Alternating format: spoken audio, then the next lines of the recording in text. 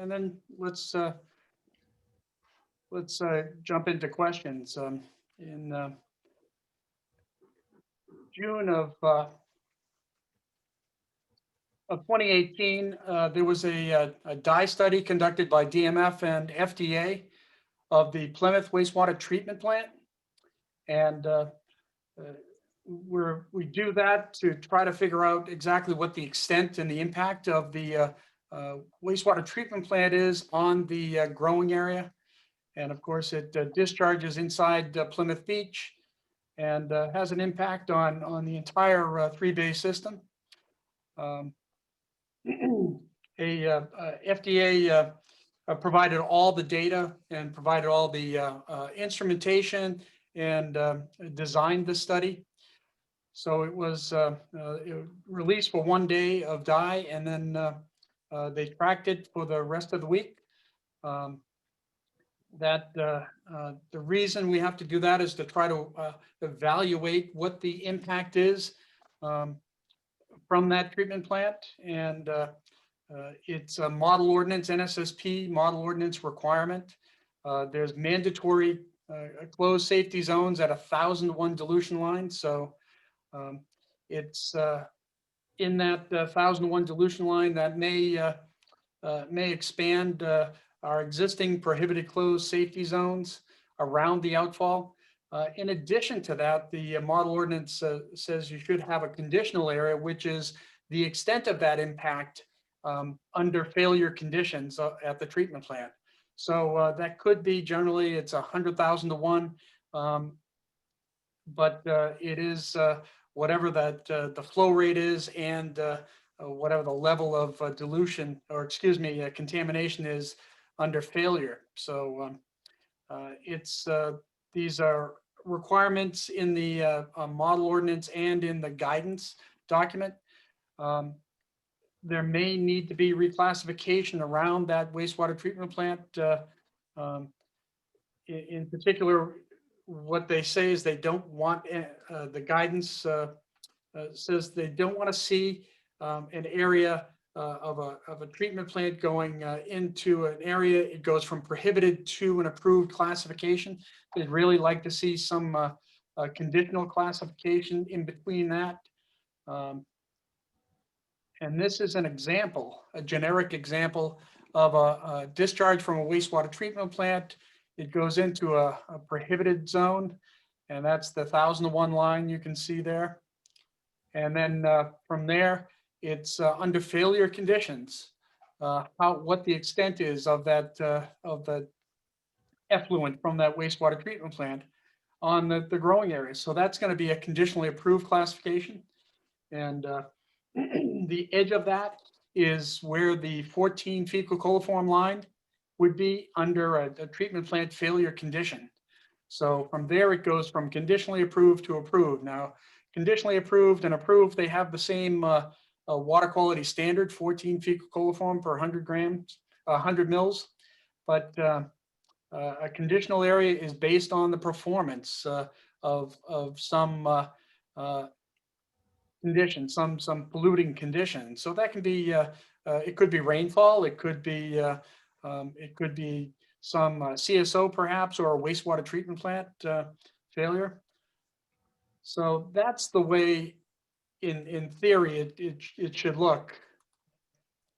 In June of 2018, this is what the classification scheme looked like of the 3-bay system. So you can see that Duxbury Bay was straight approved.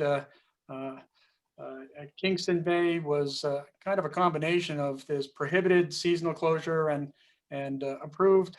And inside Plymouth Beach, it was largely prohibited. And you can see down towards the bottom, the wastewater treatment plant, that's the location of the outfall. So this is what it looks like today. With it's largely unchanged. We've closed the triangle area inside the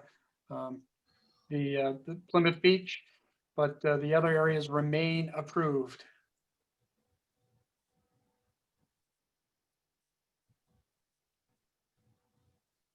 So this is a combination. This was provided to us in the executive summary by FDA, and this is a combination of the 4 days of dye tracking that was done. So there was both a mobile boat with the a seabird fluorometer on it, tracking fluorescent dye throughout the system.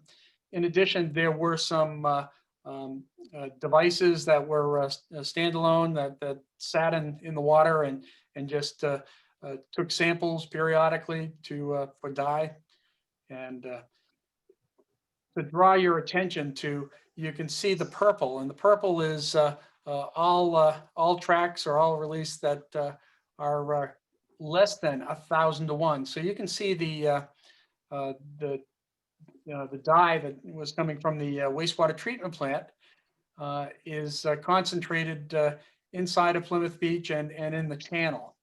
So in that scheme of prohibited zone of being 1,000 to 1, those are the areas of most concern. You can see from the channel, it tapers off, and there's more dilution. The prohibited zone is largely in compliance with what we have closed right now. It looks like there's a little bit of the channel that exceeds or is less than 1,000 to 1 dilution that may need to be addressed, that we may need to close that portion of the channel. But the rest of the 3-bay system looks like it has more dilution than 1,000 to 1. But it doesn't, the lightest color green, that light green at the top, you can see towards the top of the slide, it says greater than 122,000 dilution. So we're focusing just on that light color. And you can see that's primarily outside the harbor in the channel. There's a little bit of it here approaching Duxbury Bay, but for the most part, there's not a lot of light colored high dilution water. So what that indicates is that over the course of 4 days, dye reaches most parts of the 3-bay system. And you can see that they're in concentrations of under 100,000 to 1. So by that general guidance, it would appear that all of the 3-bay system should probably be, according to that data, classified as conditionally approved. So this is the FDA proposed scheme from the executive summary. And you can see that they've broken it up into essentially 2 areas: conditionally approved A and conditionally approved B. And the conditionally approved A is Kingston and parts of Plymouth and the outer harbor. And then conditionally approved B is primarily Duxbury. And so that would be a change from what the existing classification is now, which is straight approved. And that's all based on failure conditions. So these are the performance criteria that has been recommended, that the Plymouth plant operates. It's not a continuous release. They have batches, single batch release, SBR, and it can be anywhere from about 180,000 gallons to 330, 350,000 gallons in a batch. And so the batches occur periodically. The Plymouth plant is under dry weather conditions, approximately 1.5 MGD plant, and so that's million gallons per day. And then under wet weather, it can go up to 2.4, 2.8 MGD.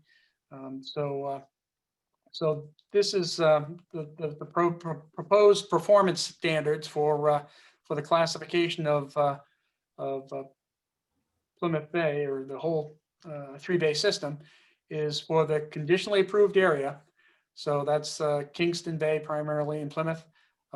If there's a failure of raw sewage of any volume discharge, conditionally approved area A should be closed. If there's partially treated sewage, maybe there's some kind of settling issue, that there's high suspended solids, or there's a loss of disinfection. Less than 200,000 gallons, the area A should be closed.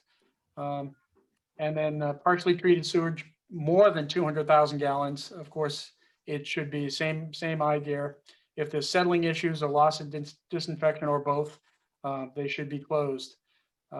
Conditionally approved area B, the only, it would mimic a conditionally approved area A, except for under if there was either a settling issue or a loss in disinfection with the single batch release less than 200,000 gallons, it could remain open.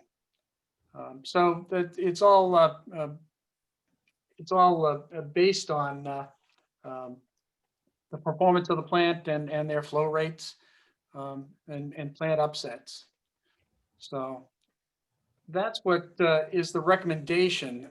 Right now, we've been working with FDA for a year to try to deal with this issue and other wastewater treatment plant issues, as well as you know, the mooring area issues. So at this point, we'll be getting the raw data, and we'll be doing our own in-house analysis to see if we can understand exactly where their recommendations are coming from. We're going to apply a GIS tool to try to get more accurate volumetric calculations for the entire 3-bay system, and see if in that theoretical 1,000 to 1 line or 100,000 to 1 line, if that is any different than what has been recommended. We're going to try to get additional fecal coliform testing pre-disinfection, so we can see rather than just assume what the concentration of the discharge is under failure conditions. We want to have actual numbers before the chlorine gets added. So we know that the plant is it's a very well run plant. It's well performing. So what comes out the pipe at the end is very clean. It's has very low bacteria fecal coliform. We want to know now what is coming out, what would come out under a failure condition. So before the chlorine is injected, we want to know what that count is, and that will help us determine what the impact would be on the 3-bay system. Unfortunately, we probably need a year of data, and I'm not sure we have that much time before we need to make a decision here.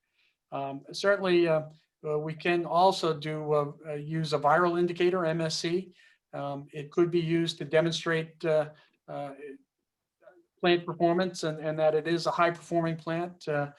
We can take some tests looking for virus, and that's the viral indicator, male-specific coliphage, is it's good in that it mimics how norovirus reacts. So it's a single-strand RNA virus. So it by looking at both the water, what MSC is in the influent and pre-disinfection and effluent, we can hopefully characterize better characterize the effluent coming out. So and in addition, we may run out there and grab shellfish as well to test and see what those results are.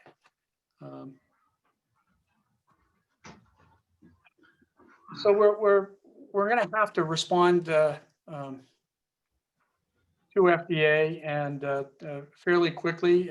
Exactly what that time frame is, whether it's a month or whether it's longer, I don't know. But we will be discussing this with FDA. But they are concerned, and they're concerned that we haven't acted before now. There are we don't know. There are options for the future here. Plymouth is conducting a feasibility study about an inland discharge. So instead of directing everything out to the harbor, it would go into settling basins. If the outfall was eliminated or reduced, it certainly would affect the dispersion of effluent in the three-bay system. So it's not clear whether or not, if and when that happens, whether or not we would need another dye study.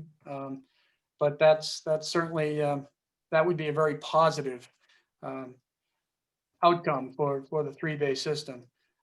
In addition, the other alternative to try to get product into an approved area, we could investigate, and we're exploring the idea of creating an offshore transplant site.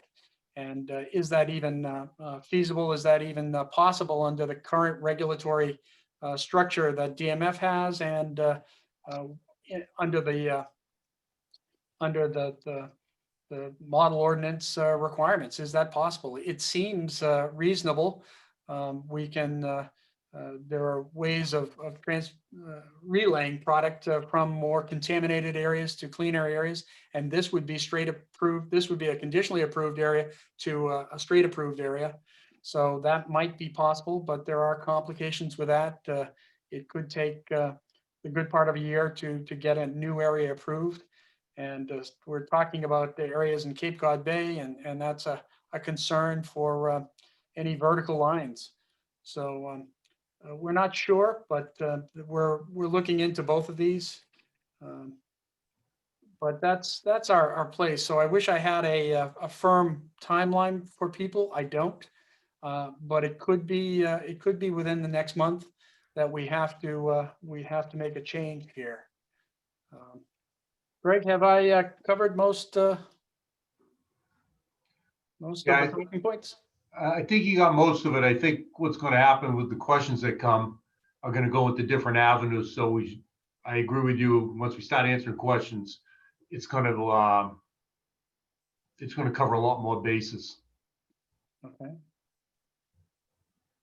Tom or Chrissy, is there anything you'd like to add? No, I'm good, Jeff. Great job. I think there'll be a lot more discussion coming forward. Thanks. All right. Likewise, Jeff, I think you covered the bases, and I think the questions coming will require you to add any necessary detail. Yeah. Actually, Jeff, I do have one comment.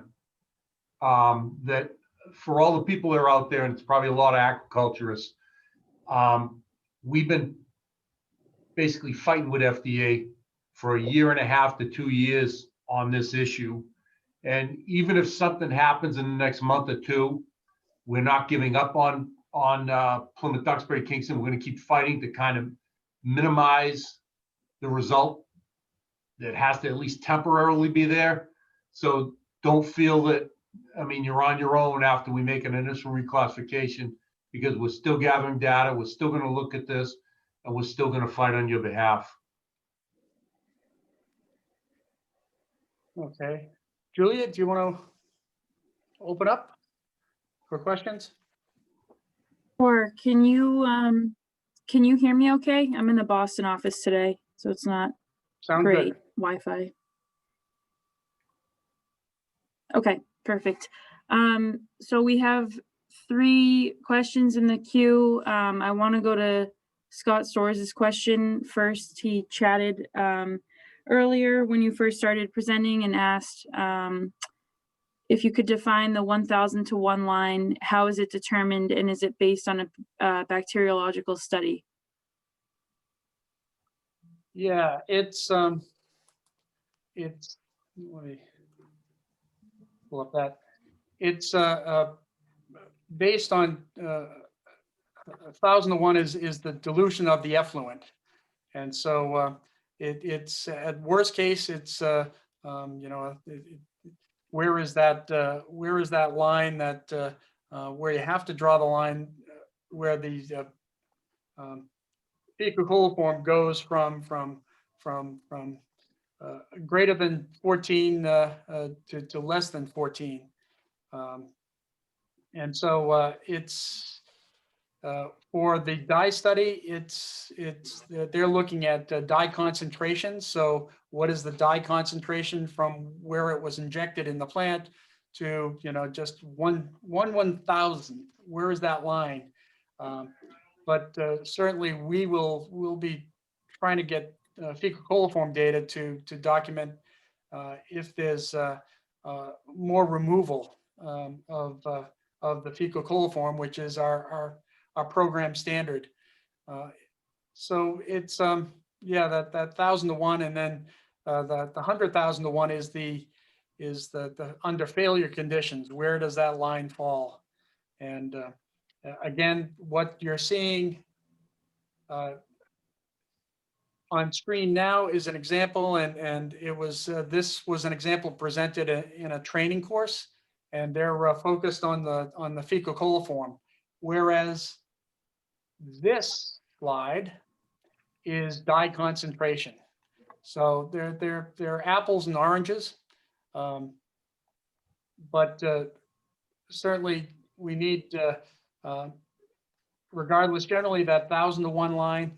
It can be a little, if you use strictly a fecal coliform, it can be a smaller area than the dye concentrations, but that 1,000 to 1 line is fecal coliform and time of response time. So you need enough time to be able to close the area and whatever that amount of time is. And generally we think about that, anywhere between 4 to 6 or 8 hours you need. So the travel time is sufficient to be able to be notified from the plant that there's an upset, and then be able to notify the constables, and for the constable to react and close the area, and for anyone who's out there harvesting to kick them out. So it really is how quickly you can respond is that 1,000 to 1 line. I hope that Jeff, I gave Scott speaking privileges. Scott, do you have a follow-up question? Yeah, thanks, Julia, and thanks, Jeff. So it sounds like that 1,000 to 1 line is established based on hydrographic data as well as bacteriological data. That right now, the only thing that exists is some of the hydrographic data. Is that right? Right. We have, the plant takes effluents, and so we have that data, but that's post-disinfection. What we'd like to see is pre-disinfection. We also have our own routine monitoring, which has always been very, very low. Greg can tell you it's the plant treats it very well, and results inside of Plymouth Beach have always been very good, very low. But yeah, it's hydrologic, it's dye concentrations and time of travel. Okay, and similarly, just 2 quick follow-ups related to that. If you go back to that slide that showed the example with the prohibited transition area of the conditionally approved, yeah, that one. For the pink area, the conditionally approved, how is that area determined? Is there also, I'm guessing the band could be much narrower than that, but how is that determined? And it's based on the flow rates. So whatever your flow rate is under the failure condition. So that generally it's going to be a high flow rate.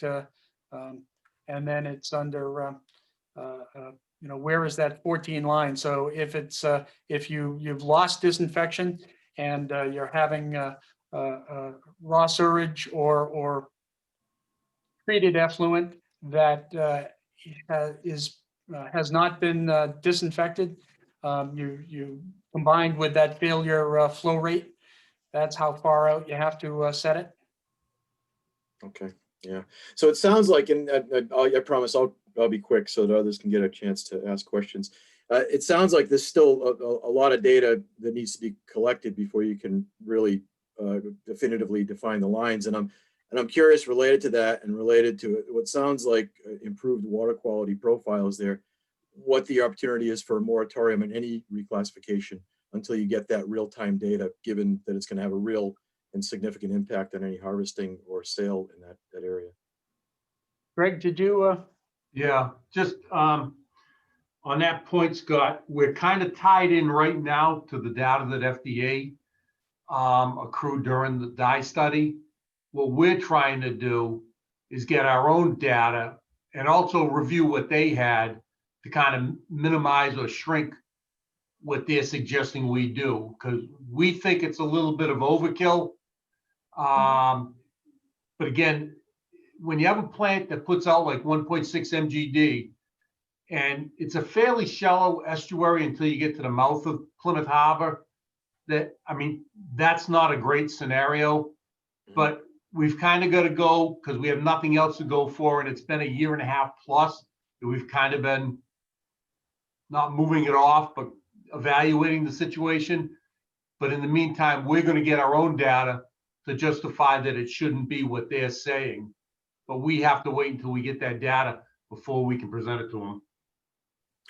So again, while you're waiting for that data, is there an opportunity for a moratorium in any of the reclassification until you have the data you need to demonstrate whether or not there is any real bacteriological impact? I don't think there's any way we can delay this any longer, as Jeff had said, because they've been hitting us up for a year and a half to reclassify these areas, and we've been kind of just holding them off. So they're at a point now where they're pushing extremely hard. Not only on this wastewater treatment facility, but all other 24 that discharge into the coastal waters. This is their point of emphasis, and I don't think we have much of an option right now, even though it kills us to say that. I don't think we have much of an option right now, Scott. Yeah, well, thanks, Greg. And I think, as you said, many agree with you that FDA has now historically been a bit of an overreach on a lot of this stuff. And I'm curious, worst case scenario, if you didn't, what would happen if this, as the state shellfish control authority, if you didn't reclassify the areas? Worst case scenario. Well, the worst case scenario would be they would take us to unresolved issues at ISSC, and that could potentially prohibit the sale of shellfish outside of the state. And then they look even more closely at different things. It's kind of like, poking the bear. We can do it so long, but eventually, after putting them off for this long and trying to come up with different scenarios to benefit the aquaculturists, that we're kind of tied into it right now. But we are, like I say, gathering more information to try to lessen the impact. Thanks. Yeah, Scott, this is Chrissy. If I could add, sorry, Jeff, to interrupt. So this is an existing deficiency. We are not anticipating that we're going to find anything that's going to allow us to not have to reclassify areas. We're hoping to minimize how much is reclassified to conditionally approved. And the bottom line is we're looking at potentially Duxbury benefiting from this analysis. There's little to no chance that Plymouth is going to get away with not having their growing areas reclassified as conditionally approved. And we're in a situation now where the FDA is erring on the side of caution, and it's up to us to prove that they're wrong, and not the other way around, that that they were being overcautious, and a lesser area of growing area, a lesser aerial footprint of growing area requires reclassification. So as Greg mentioned, it's a pretty big consequence if they send us to unresolved issues and we got taken off the list of states able to submit product into interstate commerce. Understood. Thanks, Chrissy. But I think it's just as a footnote, I think it's a fight worth fighting with FDA, because again, based on what they're doing, especially through ISSC and the broad brush approach that doesn't necessarily apply to Northeast or New England states as much as it should apply to Mid-Atlantic or Southern states, based on everything that's been done and invested in things like pump out stations, no discharge, et cetera, that it doesn't have to much of that into account. And as a result, it's having a potentially significant impact on the industry here, especially in Massachusetts. That, and I understand what you're saying, but that's based on a reaction to what FDA is saying that the state needs to do. But I contest the state has an ability push back on that with other states from Northeast in particular, who are also not happy with what FDA is trying to pull on this. Right. You're right. We do have limited, but as I said, the conditional area, for example, we have no conditional area right now. That is a deficiency. Yep. So our quibble is not with the reclassification itself, because we are deficient in the fact that we do not have a conditional area outside. And you're Right. absolutely right. All these, and which is exactly, all these justifications that we're trying to draw up, that it's a no discharge, that we have such a robust Clean Vessel Act program that has pump out stations. So you're absolutely right. All of those points are definitely what we plan to use in trying to argue across the spectrum, for the mooring areas, especially. I should make Thanks a the lot. point too, is that the mooring area issue, that's a new requirement, as opposed to classification around wastewater treatment plants. This is not a new requirement. This has been in the model ordinance for many, many years. And we just have not had that, in this case, have not had a conditional area adjacent to the prohibited area. So it's a clear deficiency, as Chrissy said. So it's a harder sell. And just one last thought, when you brought up the CVAs and the discharge zones, Scott, that kind of goes to a different issue, because what we're dealing with right now with the wastewater treatment plants, we're dealing with a point source that pumps out over 1 million gallons a day of treated effluent. So the no discharge zones go for another issue that we're working on right now, but it doesn't combine with what we're talking about right now. And Scott, this is Tom Shields. I just want to, this is a good opportunity to point out to all industry members the importance and value of possibly sending some industry reps to the ISSC meetings, biannual meetings that happen every year, so that they can get firsthand information to see how these decisions are made, and also maybe to have some influence and input into the types of issues we're talking about now. Thanks, Tom. Good point. Great. I'm going to move on to the next person, if that's okay. Yeah, thanks. Sorry to take so much time. Next, we have Josh Cutler. Josh, you can unmute yourself. Hello. We can hear you. Hi there. Thank you for the presentation. It's Representative Josh Cutler of Duxbury. I appreciate hearing the questions from Scott. Some of those were very helpful to hear. I don't want to take time away from our local folks who want to ask questions, but I did have one question myself. And I saw in a letter from the fall for the town of Marshfield and Situate, in which DMF, I guess, essentially disagreed with the FDA in regards to their dye study data. But I'm curious why we seem to feel like we have to be in accord with them here on the need for reclassification. Why the difference? That's good question. In the Marshfield wastewater treatment plant discharges to area NB2, an outer coastal area, and we were able to do a better calculation, volumetric calculation of the coastal waters there, and determined that in fact there was more dilution available than what was calculated initially by FDA. In this case, we'll do the same analysis, but it's that data, that availability of data on inshore estuaries is more limited. It's not as accurate. So the data may not be helpful, and it is inshore, so it's a pretty shallow embayment. So we don't believe it'll significantly alter the calculations for that 1,000 to 1 or 100,000 to 1 line. And it's harder as well to argue when there's actual hydrographic dye study data. So it's when it's just a theoretical calculation, we were able to supply our own data and supplement it with more accurate bathymetry. But in this case, this is the actual dye concentrations that were released from the plant and made it all the way up into Duxbury Bay and into Kingston as well. So it makes it, it's significantly more difficult to justify a change. But that's certainly, as Chrissy and Greg have said, that's our intention by looking at the raw data and trying to determine if there is any opportunity for a modification of their scheme. Greg, did you have something? Yeah, wanted just to add? Representative Cutler, this is Greg Sawyer.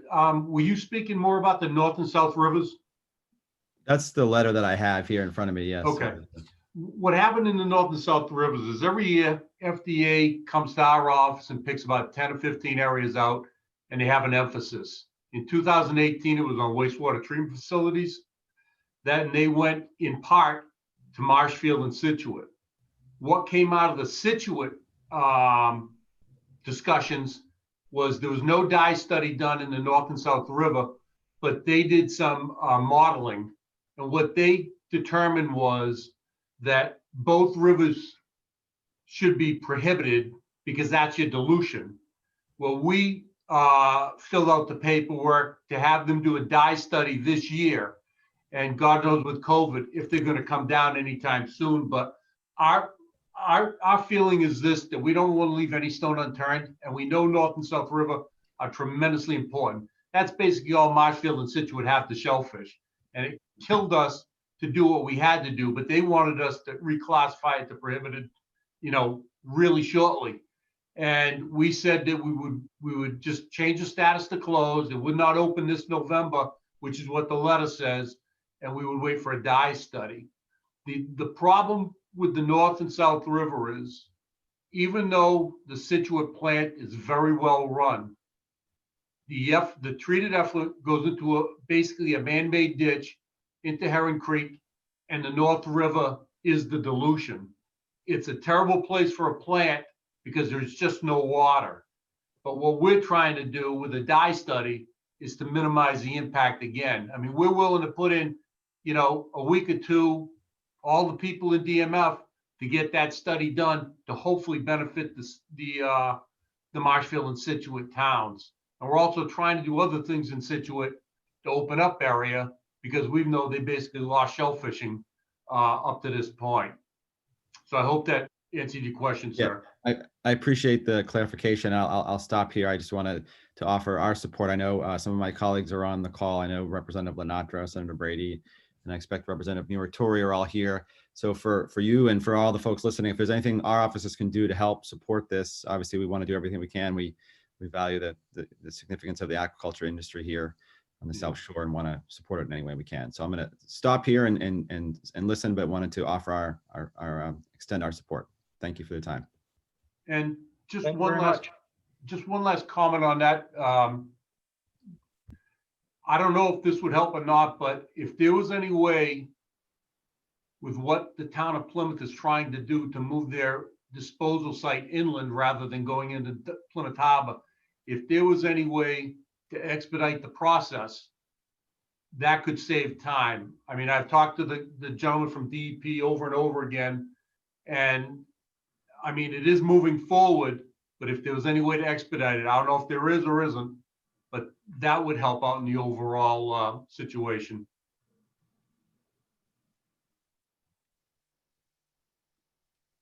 Thank you. Okay, next we have John McCluskey. John, you can unmute yourself. Thank you. Can you hear me? We can. Yep. Okay. Thank you for taking the time today to do this and to explain everything to us. And I get it. My concern is that I feel a little like the bank's been robbed and the FDA is blaming the teller. Why hasn't the U.S. Attorney's Office and why hasn't the AG come into Plymouth and said, you got to stop this? This has been going on for years.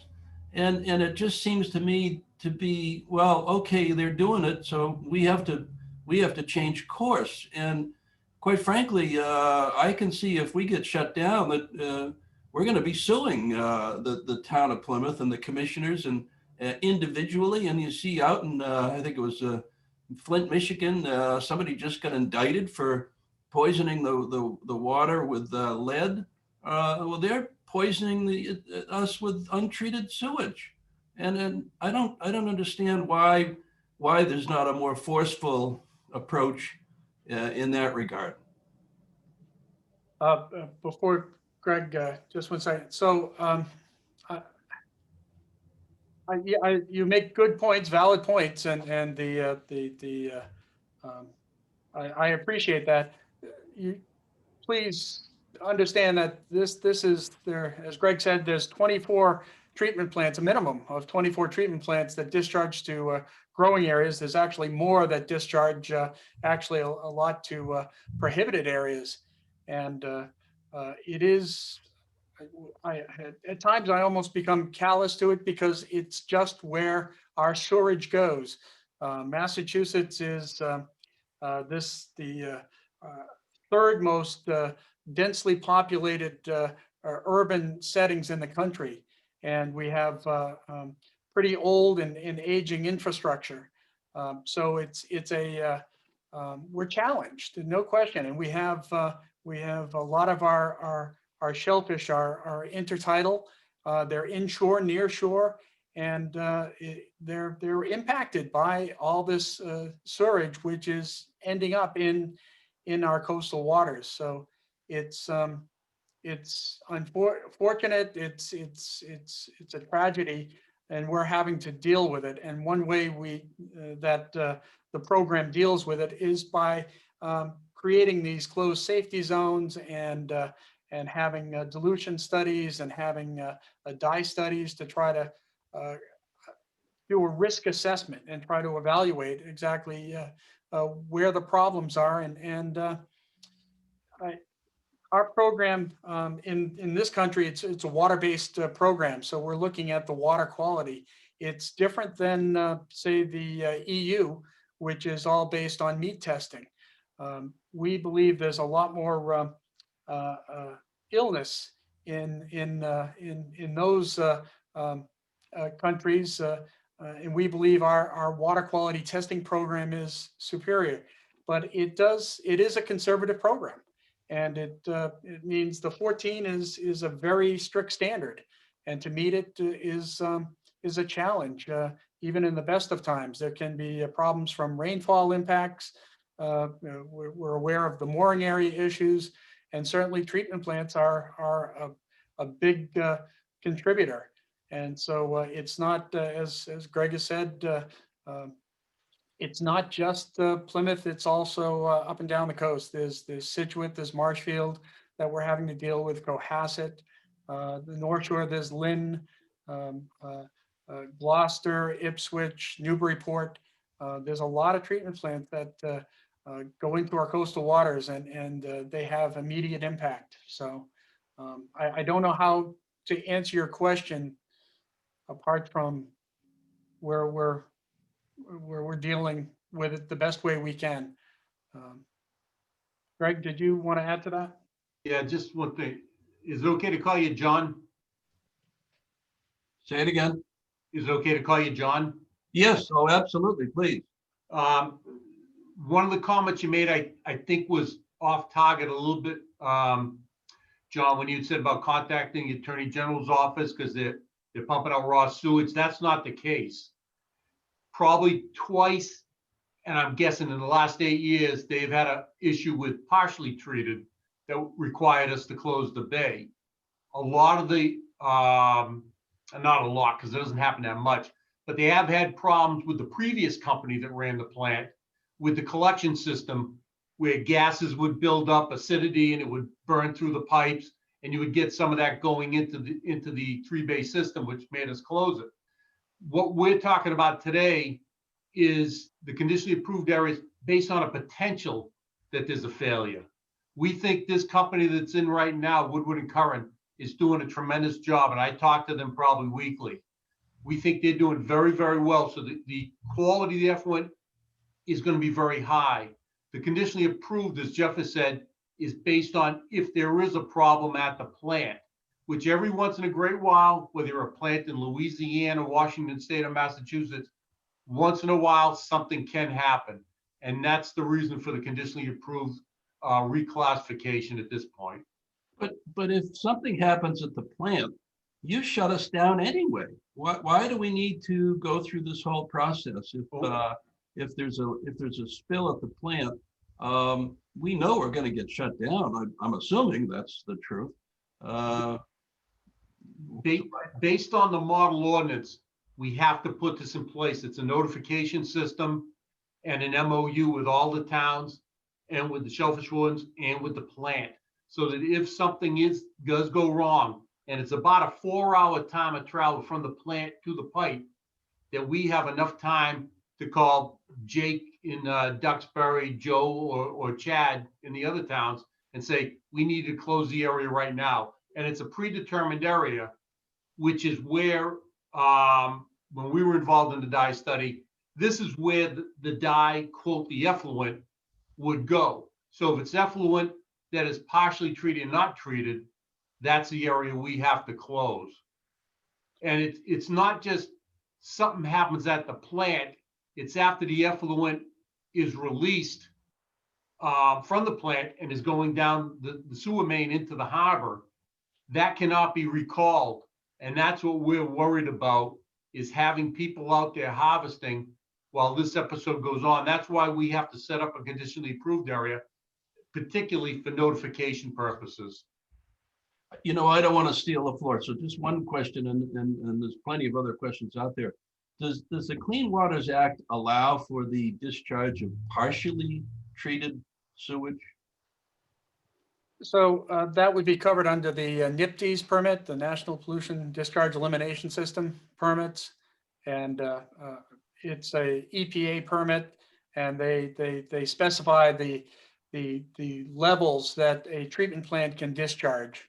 So there are all kinds of parameters in those permits, total suspended solids, chlorine residuals, fecal coliform counts, it's nitrogen, so a certain level is allowed under the NPDES permit.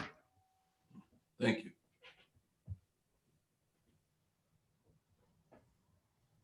Okay, next we have Joe Grady.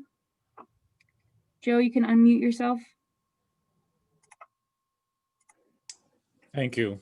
Good afternoon. Can you hear me? Yes. Yes. Thank you. I wear two hats here. I'm the conservation administrator for the town of Duxbury, have been for more than 30 years. And I also am an oyster farmer as well. So I'm quite concerned about this new classification. If we apply the new standards to the treatment plant historically, can you give us some indication as to how many closures we would have seen, say, in the past year, and how long those closures would have, how long the closure would remain? Well, as far as duration, it would be until we collect additional data, which could be years. It would be a 21-day closure after an exceedance. So 3 weeks would be the potential closure. So we'd have to shorten that up. We would be testing shellfish for MSC to try to for virus to try to shorten that closure period. It is a very intense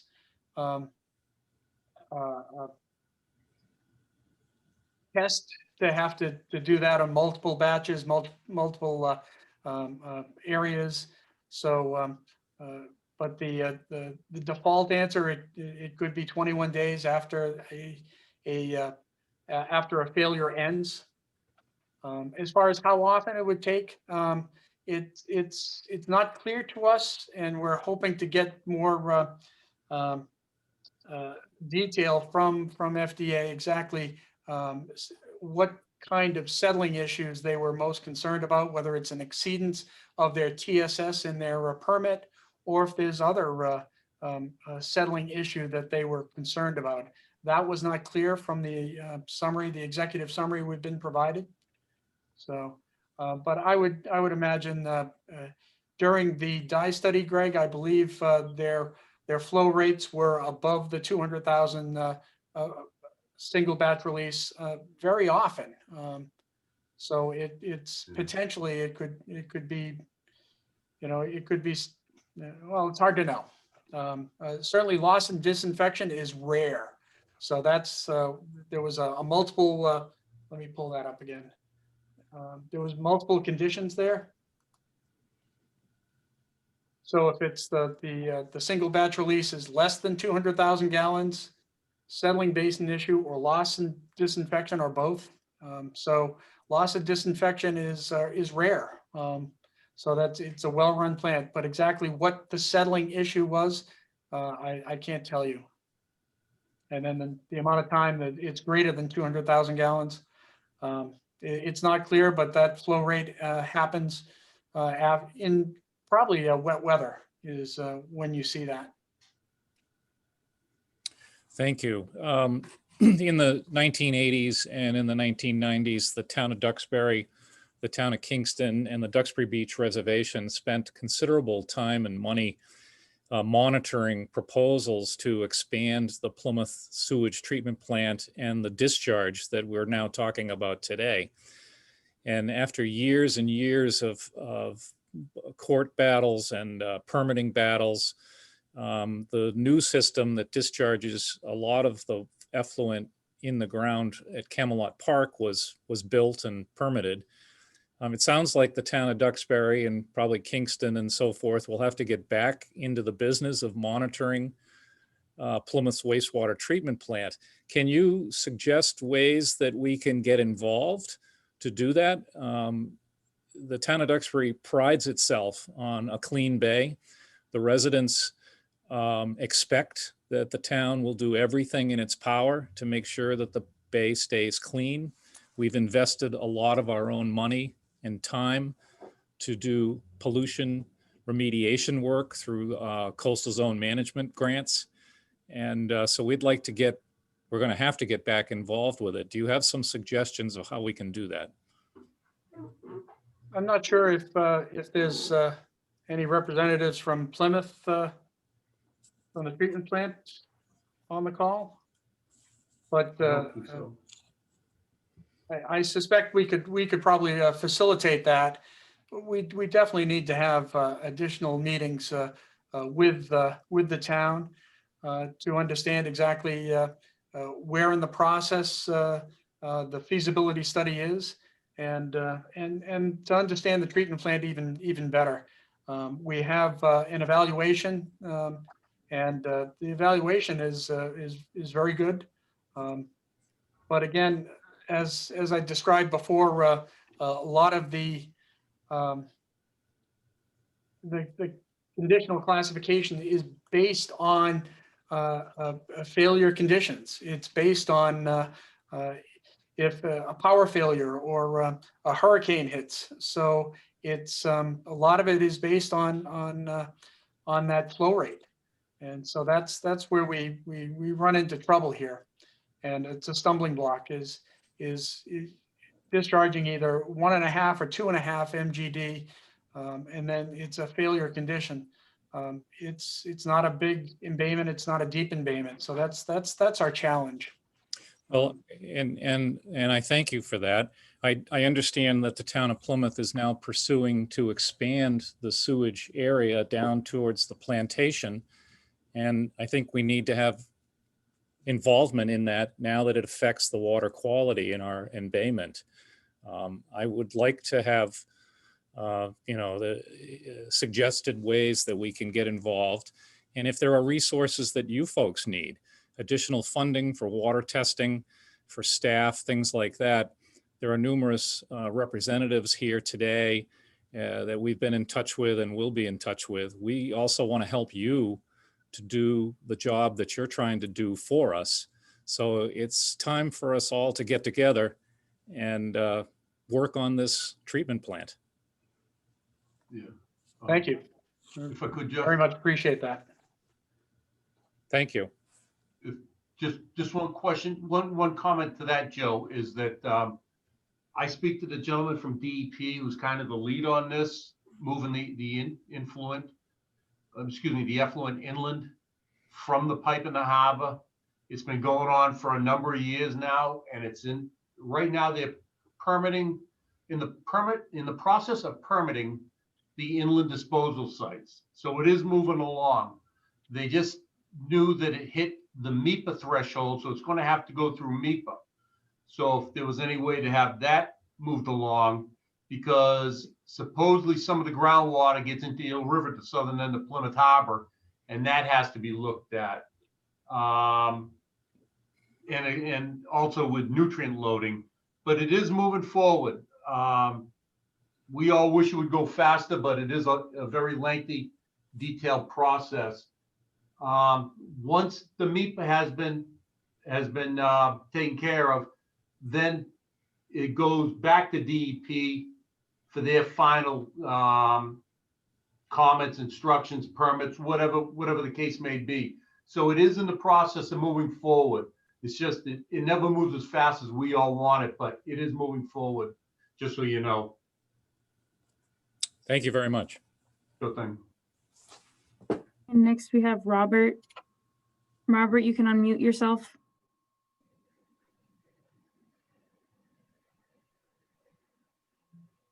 Hi, this is Bob Rowe, Hi, Executive Bob. East Coast Shellfish Growers Association. I would just like to point out a few things.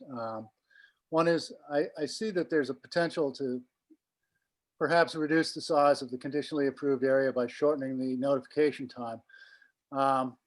We're in a situation now where you can have automatic monitoring with redundant systems to notify you when the residual chlorine concentration in the effluent drops below a certain level, and automatically notifies every harvester in the area. Shortening that time will allow you to reduce the conditionally approved area. There's also other testing methods that are being evaluated by the ISSC to reduce the size of that conditional area. And I would suggest that we continue to pursue those at this fall's semi-annual meeting, biannual meeting. So that is an option. And I would also point out that while the threat of being, sent to the unresolved issues and losing your right to sell shellfish across the nation has always been the big club, I don't believe that it's ever been exercised. It's the empty threat. And since you've got a very high performing plant, you've got decades of strong data showing excellent water quality in the embayment. You've got a process in the works to improve the performance of an already high performing plant that shows you're working in good faith to meet their needs. I would be absolutely flabbergasted if they shut you down for shipping under those conditions. There's not a demonstrated imminent public health threat that we are selling bad shellfish across the nation. They're not likely to exercise a threat that has never been used before when you've got such a great record and such a situation that I've outlined. So while I never advocate being in non-compliance, there is a situation now where the FDA probably is due for some regulatory pushback on issues that have not been demonstrated to be significant public health threats. They have decided to implement regulations that are quite onerous, and there may be an opportunity for some political action. Thanks, Bob. If I can, for everyone's edification, Bob is a member of the ISSC. He is there every 2 years. He's a vocal and articulate, reasoned voice year in, year out. So I really appreciate Bob's help at the conference and today these comments. He's right. And I definitely will take Bob's advice. He is really, he's a good friend to the states as well as to the industry. So, and I agree that there's opportunity here. We are under the gun, and we have a list of deficiencies. And I think, as Chrissy explained before, what we're trying to do here is some middle ground, some middle course. We do have a deficiency we've got to deal with, but it is trying to make that conditional area or limit the extent of that conditional area. How can we contract that acreage? And if we're able to, we will. So we'll be getting that data and reviewing it in-house. But that's the goal. But I certainly appreciate those comments, Bob. Jeff, I'm not seeing any other hands. At this time, if you have, oh, never mind. Greg Morris, you can unmute yourself. Hi, can you hear me? Yep. Greg. Oh, how you doing? Greg Morris, grower here in Duxbury.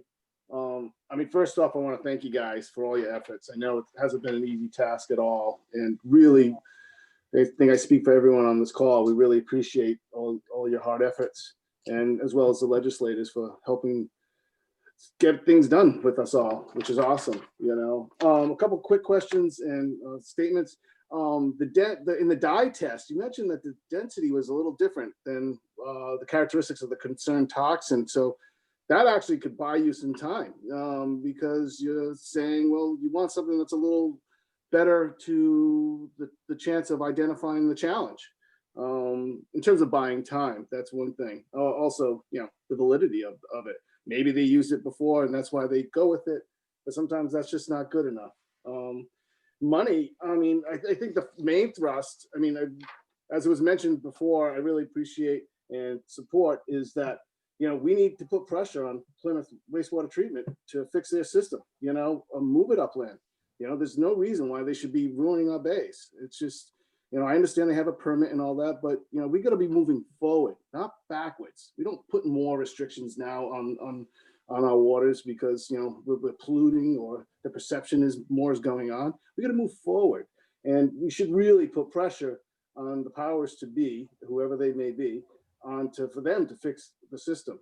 You know, and then whenever there's an accident, they get fined each day. You know, make it a number that is not business as usual, and that may help entice those to not pollute. Or, I mean, I'm sure they're not trying. They're an excellent plant and everything like that, but just to be, you know, all hands, because realize it has magnitude on many, many others. And I'm sure they're aware of it, but sometimes they're like, well, if it's a small amount, not a big deal, but it is a big deal. I mean, you have the numbers at DMF in terms of the value of the fisheries here in the 3 embayments. And I mean, quickly, just conservatively estimating, it's like $5 to $10 million that is generated. And I mean, if you start doing the math, you know, that's, you know, that's way up there. I mean, in a 21-day closure, you're talking about $500,000, you know, right there that is lost. Not to mention your markets that you didn't supply last week, so they're going to the other guy. So there is a huge potential here for some damage on a couple accidents. So we really have to do our due diligence to try to get Plymouth to move their stuff inland, or to, or you know, if chlorine's a problem, switch to UV light. I know they do that in some of the European Union. Ways to disinfect, and it's better for the environment. Those are just some of the ideas and some of the things that, you know, we would love to see happen. And we understand that it has been mentioned, but sometimes it just needs to be echoed. And I just really appreciate all your efforts towards it and look forward to finding some workable solution to all this. Thanks, Greg. Those great comments, and you know, I agree. It's we should have in 2021 we should have better options available, and we don't always. So I appreciate that. Greg Sawyer, did you have something to add? Yeah. First of all, good first name. Yeah. Secondly, when you said we should start to put pressure on Plymouth to move it inland, they've been in this process for, I want to say, at least a couple of years. So the process is ongoing. It's just, it's a long process. That's the problem. And the other thing is, Jeff had mentioned before, it's almost a certainty that if something happens at the plant and we have to close the conditionally approved area where the grants are, we, according to the model ordinance, can go out after 8 days after the cessation of the pollution event, get shellfish samples. So if they come out within the criteria, the area can be reopened after 10 days or so. So we would cut that in half because we would do everything knowing how important the 3-bay system is and the economic value, that we would do everything to speed up the reopening. Yeah, and I definitely appreciate all that efforts, you know, and even like drawing the lines. I mean, do we really have to go the whole entire bay system? Is, you know, halfway good? Or, I mean, and like you guys talked about before, it is mentioned, it is something that you want to do. I understand we're all really actually in the same chapter on this book, but do appreciate all your efforts at it, and we really like to find some good resolution. I think the thing what we need is time, and so maybe with the lack of the density of the dye being the same of the concern may be one of the things that help us.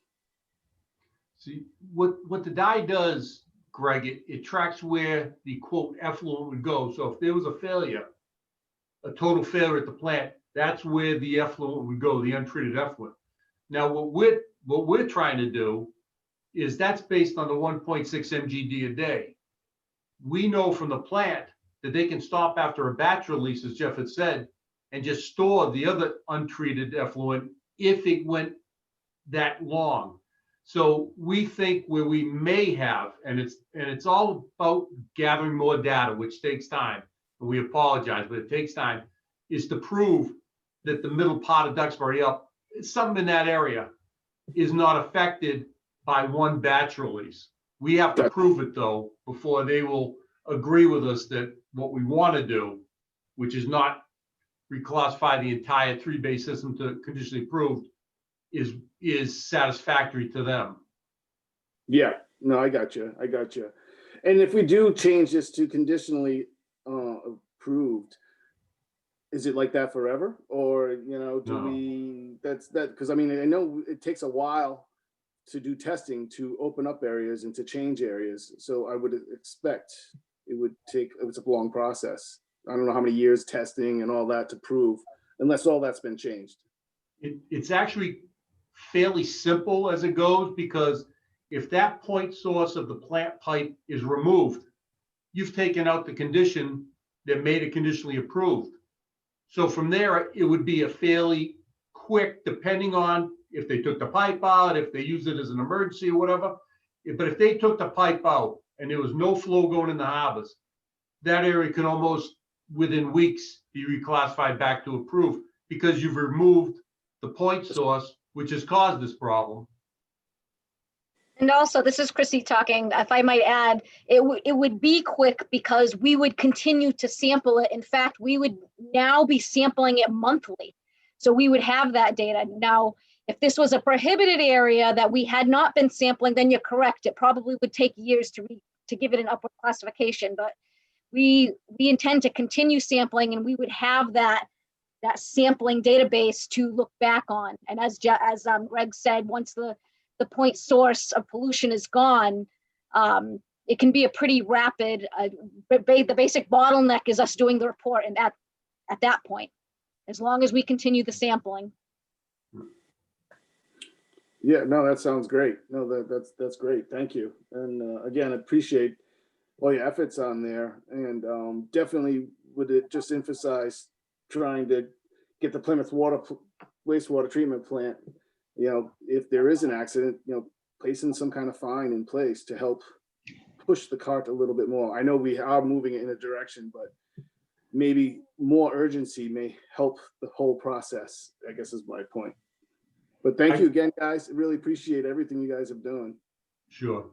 I think Plymouth is extremely aware of what is happening based on the discharge from their plant, and they are all into moving the outfall, you know, to an inland sand filter beds. So, I mean, with all the talks I had with Chad and Dave and et cetera, they want this done as much as anybody else, because it would open up area in Plymouth also, you know, never mind the rest of the 3-bay system. So it's in their benefit to do this also. So they're all on board, believe me. That's great. No, that's awesome. That's awesome. Well, that's it from here, and look forward to staying on all this. And when you guys do get the information from the FDA, is it possible to make it shareable to others so that perhaps we may have some insight or suggestions or things that we noticed as well? Just because maybe many hands makes light work, and also can help. My expectation, Greg, is that there'll be thousands of rows of individual pieces of data. So it's probably going to be kind of unwieldy. So there's just a couple of folks in the DMF who will be able to analyze it for us. And, I think we'll, once we make our determination, if we feel that there's anything we can alter on their recommendations, we will, and we'll convey that as well. And we're certainly willing to show you the data. But like I said, I think it's a pretty heavy lift as far as the amount of data. Yeah, no, and I understand that. And I mean, like when you start to go forward with some of the data and some of the points, having meetings of such to, kind of like what you showed here, just so that we can just have a little bit more to work on and say, well, what about the wind direction that day? And geez, was it the big tides or, many different variables that may have been overlooked that perhaps may help or even in exploring further. Yeah, the other issue is when we get this information, it's a very quick turnaround that we have to have a meeting with them. Yeah. 21 days. So, I mean, and with everything else we do, this will be the number one priority, but it's going to take time going through this, just DMF people. But I understand the assistance, but when we deal with this, and with all due respect, there are so many caveats that we've dealt with for 35 years and how we look at the data and such that I think with such a short window, it would be preferable if just DMF people dealt with this, because we're going to be so under the gun. But I appreciate the assistance. I really do, Greg. Yeah, no worries. And like Joe Grady was saying, in other ways and things that maybe we can help, being the eyes and the ears out on the water all the time to help you guys. We're all in this together. And we all want to succeed. We all want to see it succeed. And those of you that know me know that's exactly the way we work. Yeah. And I'll just repeat that the company that's running the plant now appears very, very good, very conscientious, kind of different from the previous one. So I think things are looking up from a performance standpoint. No, that's good to hear. That's reassuring to hear, for sure. Thanks, Greg. Thank you, guys. Julia? Okay, next we have Katie. Okay, I have to promote her to a panelist. Hang on. Is she here? Katie, you can unmute yourself.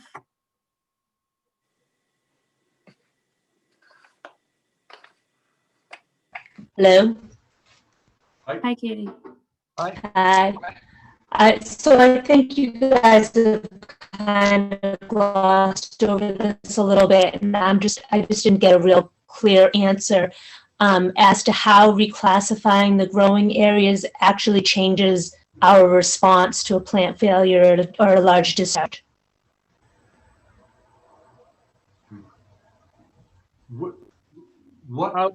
I'm sorry, go ahead, Jeff. How changing the classification will change the I mean, how does it change our actual response to it? I mean, we're still going to get closed whether we're conditionally approved or approved.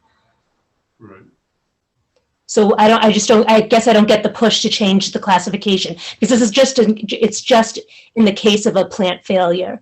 And if there's a plant failure, it's not going to matter what the classification is. Everybody's going to get closed. Yeah. That's right. The model ordinance requires that there be a conditional area adjacent to a prohibited area, an outfall. And so that's just, that's hard coded in the model ordinance. It's a requirement, and it is true. But what goes with a conditional classification are notification procedures. There's MOUs. We have to develop a conditional area management plan, which indicates the steps that everybody is going to take when in the event of a failure. So, for example, we would, the plant would have a failure, they would notify the shellfish constable, the shellfish constable would notify us. A closure would be implemented immediately. The harvesters would have to be notified. How would we notify the harvesters? So that's what the model ordinance is pushing us to do, is to have these documents in place for conditional classifications. And that would be true for any kind of conditional area. So whether it's a mooring area closure or a rainfall closure, it could be a season, water quality. So that's the difference between a straight approved area versus a conditioned area. So is it, can't we put those, sort of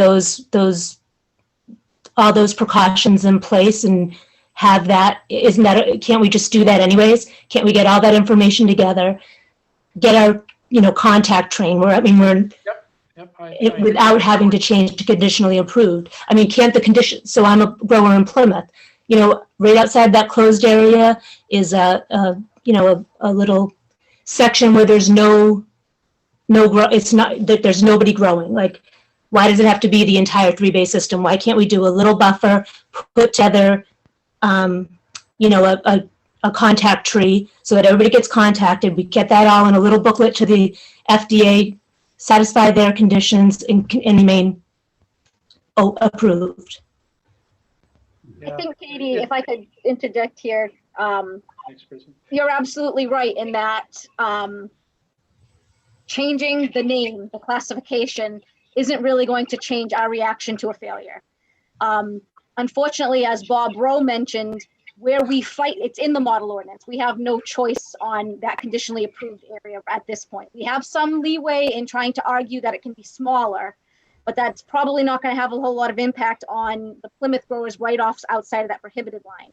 So like Bob mentioned, we have redundancy and alarms, and we know that we can get notified right away and close immediately. Can we make that argument and impact change at the ISSC level? And that's what we're talking about. We need to change the model ordinance and say X, Y, and Z redundancy is in place, and we know that we can, we can close immediately. Then we should be allowed to keep it in the approved area.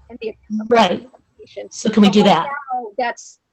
It contradicts the model ordinance right now, and that's where our hands are tied. Is right now the model ordinance dictates that we have to have that conditionally approved area.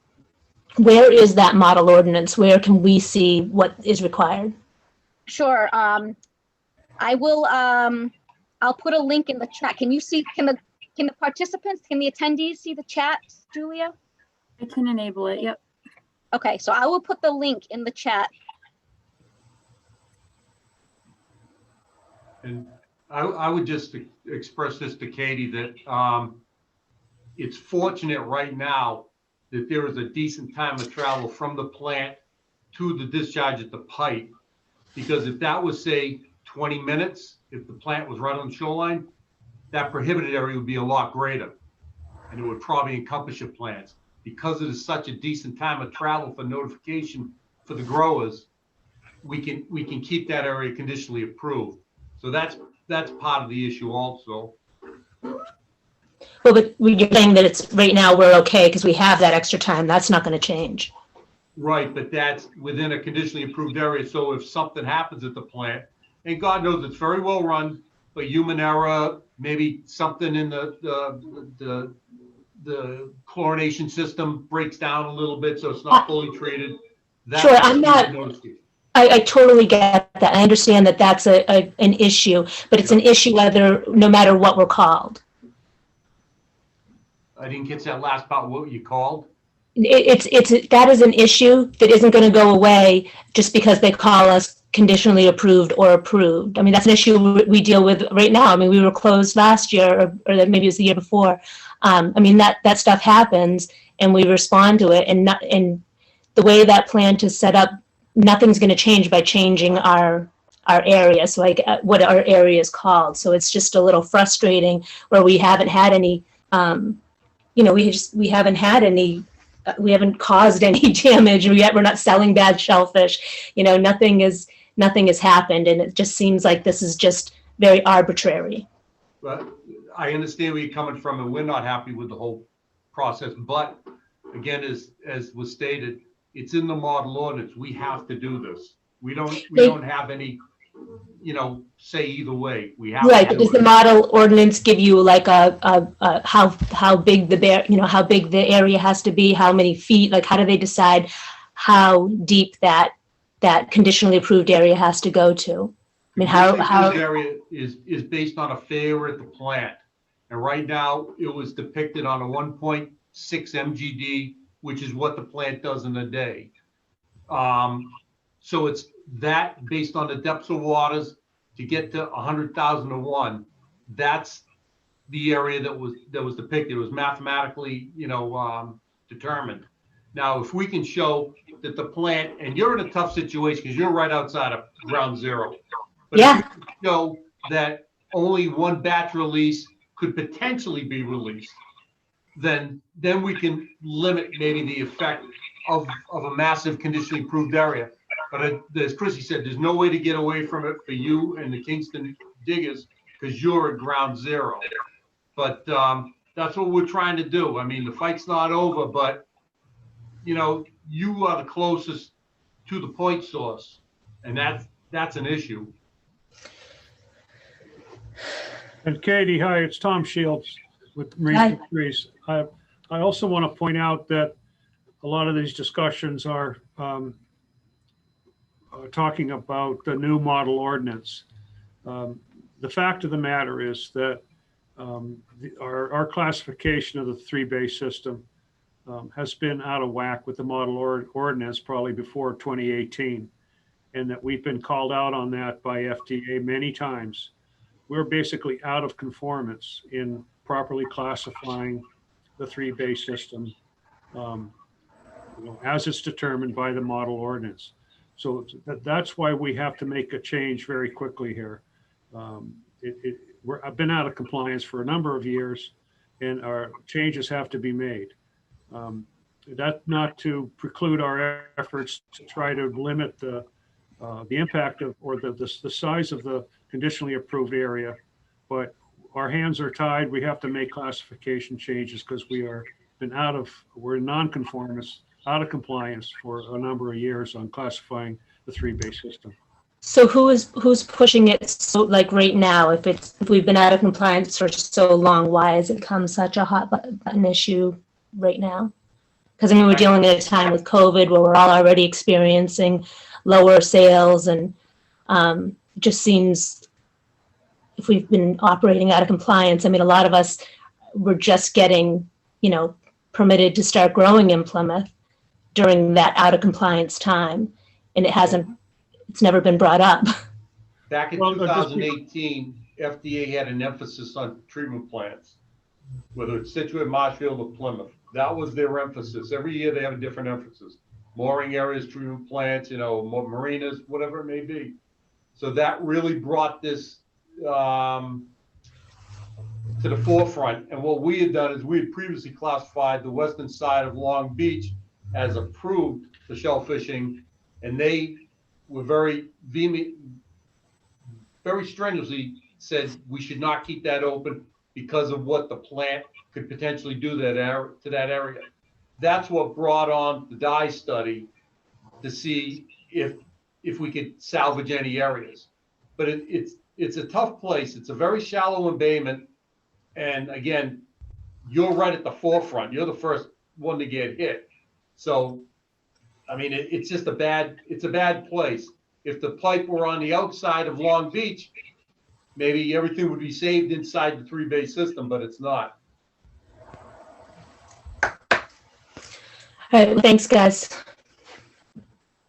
Thanks, Steve. Sorry. Julia? Who's up? Yep. Next we have M. DeMeo. You can unmute yourself.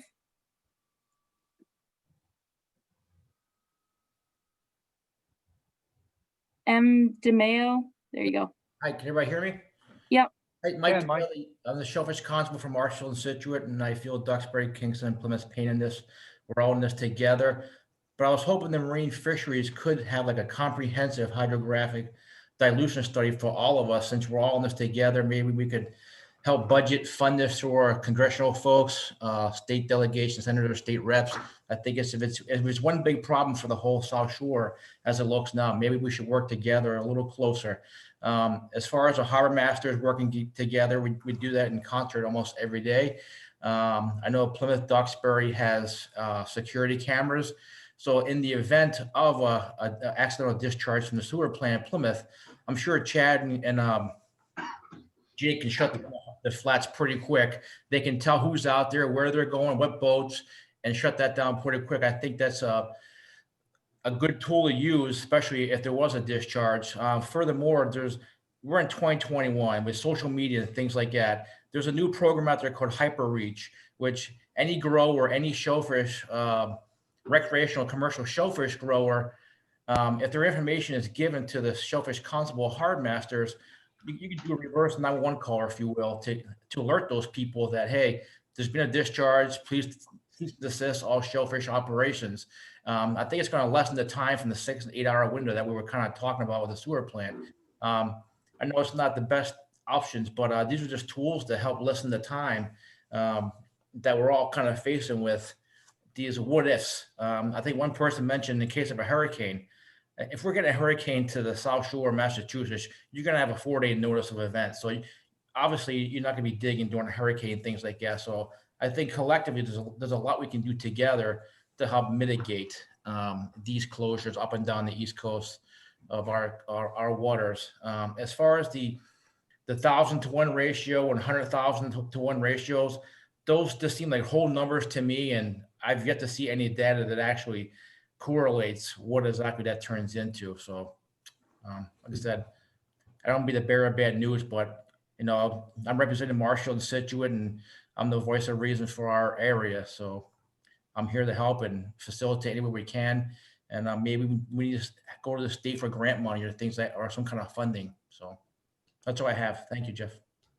Thanks, Mike.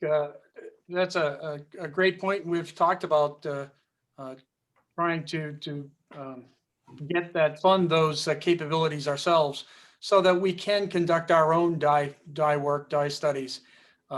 It does take funding. It does take, in the past, we did have an individual who came over to us from USGS who had that skill set for conducting hydrographic dye studies, but it really consumed him.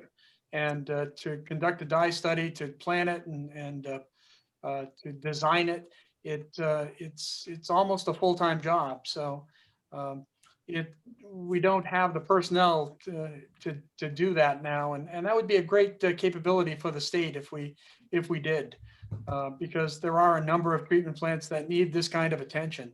That said, sometimes the dye work just confirms our worst suspicions.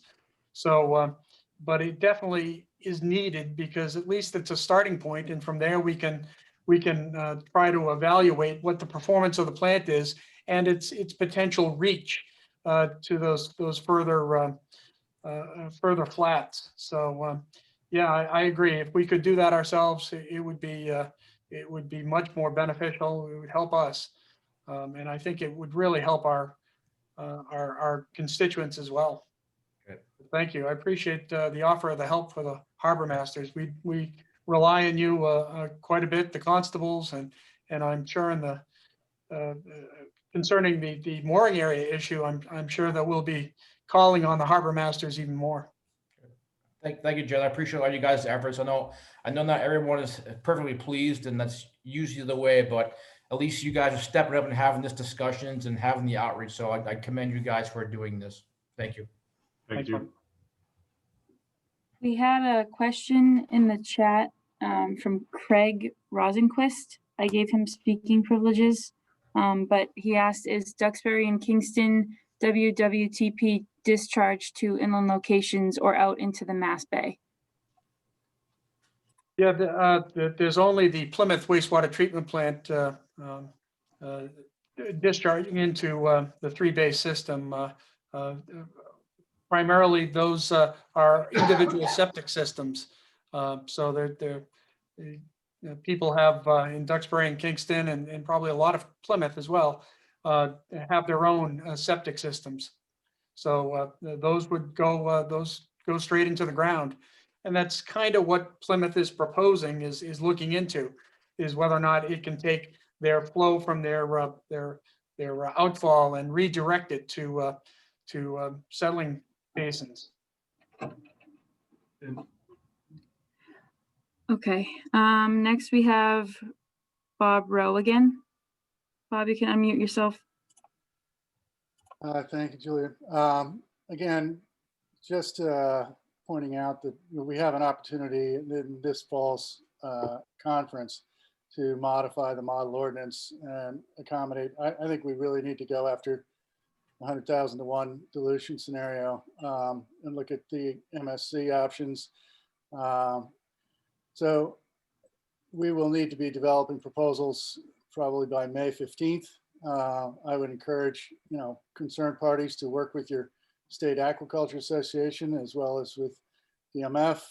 We should probably team up and brainstorm on proposals that we can work on to try and rectify this situation, especially in view of the fact that, conditional shellfish harvested from conditional areas will not be allowed to be shipped to the EU markets should we gain access to those markets, which was supposed to happen again by Christmas, but it's apparently been put off by at least a few more months. But I think we have a legitimate ground to stand on. I think we have very solid data. I would also point out that dye study costs can be reduced dramatically. There's autonomous kayaks outfitted with GPS and fluorometers to run them out there on their own, so you don't have to have very expensive personnel on the boats for several days. You can just run these autonomous kayaks out there. If you need assistance in tracking one of those down, we've got scientists down here at URI developing them. I think that there's a lot of work we need to do between now and May, and so I would really like to be working with DMF and as well as industry on developing proposals. Thanks, Bob. Absolutely. It is, May will be here before we know it. So I think you're right. I think it is time to start making developing some proposals for the Northeast, and that could benefit us. It's not just wastewater treatment plants. I think we could collaborate on a number of different proposals. Yeah, I think the mooring field issue is ripe for action. Absolutely. Thank you. Jeff, we have 3 more hands. Sarah Grady, you can unmute yourself. Hi. Just to the autonomous vehicle water quality monitoring point, Mass Bays, for which I work, has a relationship with C-Track and has done a few years of autonomous water quality monitoring in Duxbury, Kingston, and Plymouth. So we already have the capability to do that and outfit that platform with different sensors.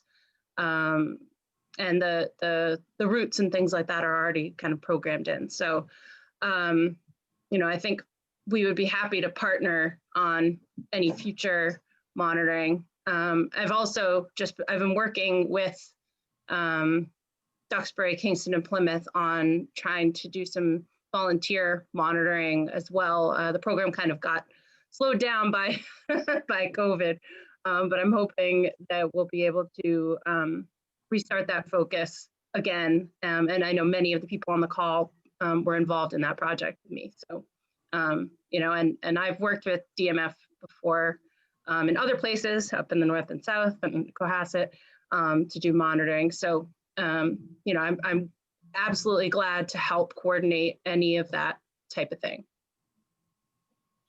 Thank you. That sounds interesting. But yeah, that definitely sounds like something we need to get together with Bob Rowe and have that conversation. That's pretty cool. I didn't realize we had that capability in state. If I could, Jeff, the only issue, because it came up in the North and South Rivers with you, Sarah, was that our samples are the ones that are required to classify an area. I mean, we can use anybody's samples to get a trend, but there are samples, DMF, by statute that have to be used. Okay. Now, doing more sampling in the Duxbury-Kingston-Plymouth area, I don't think that helps us right now because we know where the effluent goes and it's all based on a failure. We know it's good water quality when the plant is running properly. So I don't know if that gives us a leg up or not, because we're maintaining the current classification with our work, which is what's required. So I don't want to discourage anybody, but I don't want to give false hope either. But it would certainly be useful in areas where we do not have a dye study and where, you know, as Bob Rowe mentioned, we could have this autonomous vehicle equipped with a fluorometer and, you know, just set it off, and we essentially, you know, have the instrument doing the work for us. So where we don't already have a dye study, that could certainly come in useful. Agreed. Thanks, Sarah. Yeah, Okay. no problem. Next, we have Greg Morris. Greg, you can unmute yourself. Hi, yes, sorry, I'll make this quick. I just want clarification. This condition closure that we're talking about, is that going to be like a rain closure or just if there is an accident closure? That's, I guess, some of us are confused on. This table is, it's plant upset. So if there were an upset at the treatment plant, and if there was a settling issue, either the total suspended solids exceed the permit levels, or if there's a loss of disinfection, so the chlorination system stops for some reason, then there would be a closure of those conditional areas. There's just that one small green box there that it's if one or the other happened, it could still area B would still stay open. That's the recommended classification scheme. I got you. I got you. So like if it's like we get 2 inches of rain, it's not closing. It's just if the wastewater treatment plant fails in any shape, way, or form. Yep. That's correct. Right. Yep.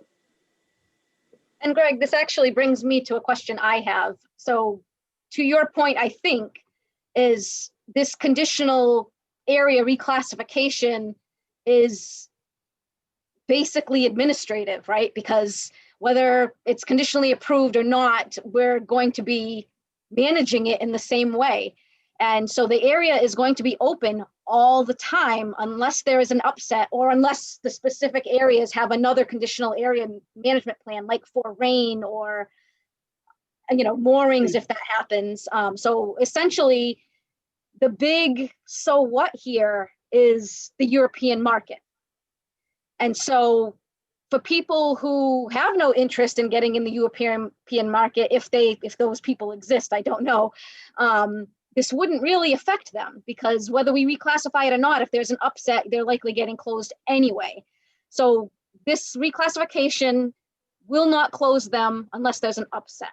What it will do is basically keep you out of the European market.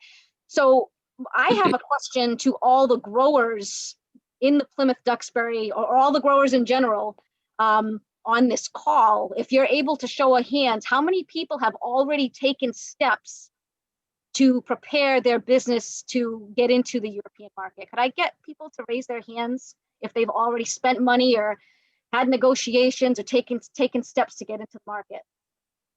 Well, a lot of that is our wholesalers would be the ones doing that, and then it would come down to us. I mean, I think everybody wants to especially right now, anybody want to sell oysters? Yeah, if there's a buyer, they're going to go. But So that'd be everybody. You can assume everybody. yeah, I mean, just out of, there's going to be, we got 2 years of stock that we're going to have to work through that, has slowed down, and, it's getting bigger. So we're going to want to find marketplaces and, on the other end here. But I mean, I understand the show of hands just to see who has stuff invested money wise. Yeah. But all of us definitely want to be able to compete in that market, because Right. it also helps in the other markets as well. You don't want to shrink it any way you can, especially on, it costs us 32 cents each oyster just to bring it to market. So we want to really try to get it. We can only go so low where it's economically feasible. Okie dokie. Thanks, Greg. I'm not seeing any more hands. So at this time, I'd ask if you have any last comments or questions, please hit the raise hand button. Is this thing available? As a video? Yeah. Well, as like the information, the slides and stuff like that, is that made available anywhere on DMS website or anything? We certainly can. Yeah. That'd be great.